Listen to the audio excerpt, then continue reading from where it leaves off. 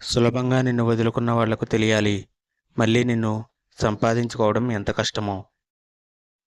అవమానమనే మొదటి చినుకు పడగానే అక్కడ నుండి తప్పుకో, లేకపోతే అదే వర్షమై వరదై అందులో కొట్టుకుపోతావు.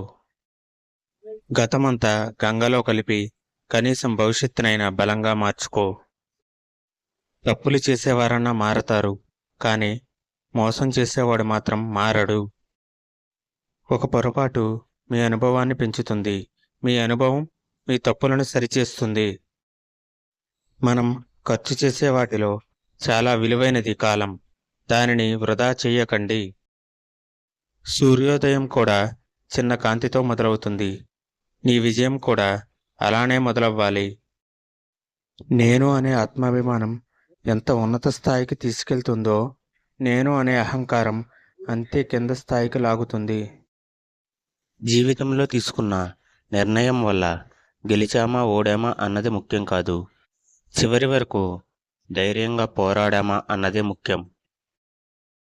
ఆహారాన్ని మితంగా తీసుకోండి, లేకపోతే ఔషధం అపరిమితంగా తీసుకోవలసి వస్తుంది.